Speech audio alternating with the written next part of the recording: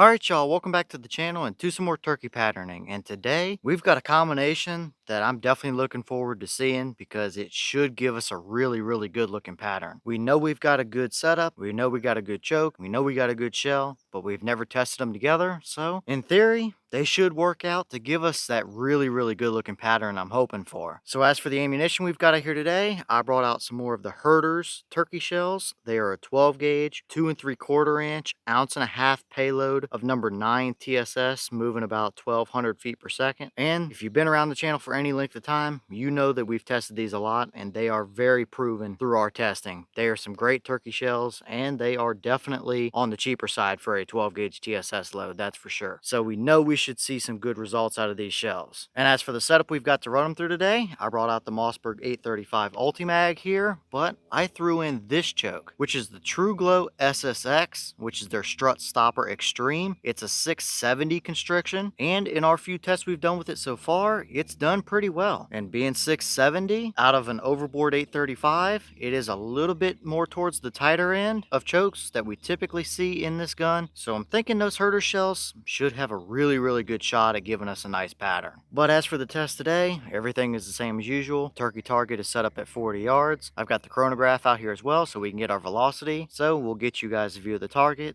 take the shot, look at the chrono, and then go look at our results. I absolutely have some high hopes for this. We should really see a good pattern today. Now, hopefully the Birchwood Casey target looks okay because we've had a bad run of them here lately, but we'll deal with that when we get there, I suppose. Either way, let's go over here and take this shot and just see what kind of a pattern this combination can give us.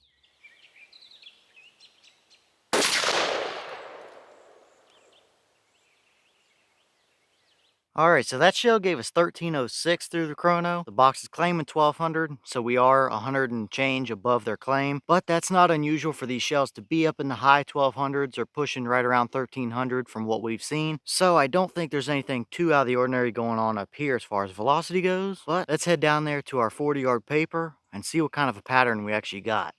Alright, so now we're down here at our 40-yard paper, and this is what we got. And come on, Birchwood Casey. This target didn't even try to flake off in the slightest. So I had to get the paint marker out again so you guys could actually see what was going on here. But this batch of targets is really bad. But that doesn't take away from the pattern we saw here, because this is absolutely ridiculous. As you can see here, I mean, we did still have a dead turkey there, but we were a touch off to the left, and I held to the right because I knew this 835 with this SSX choke shot left, and we still hit left, unfortunately. But with that kind of a pattern right there, we can't complain too much. That is about as hot as you could ever ask for. And I mean, the whole pattern is right there on the screen. If we had that centered up, there would be very few pellets actually off the edge of that turkey paper. So you easily have 90+% of your shot in a 10-11 inch circle or so right there. So that would absolutely hammer a bird out at 40 yards. And outside of our core, we do have a little bit of leeway around the edges without being super sporadic necessarily, but still, a pattern that tight, you don't have a whole lot of leeway, even at 40 yards. You would better be right on him, that's for sure. That's probably more so a 50-yard setup than even a 40-yard setup. And even outside of that, we only saw a couple of flyers. I mean, there's two down there just off the bottom edge of the turkey paper, and there's one off the right edge, and that big tear is where our wad actually flew down here and hit the paper. So next to really no flyers whatsoever in a basketball size pattern at 40 yards, that is a killer combination right there. There's no question about that. And for some people, that might even be too tight of a pattern. It looks fantastic on the paper, but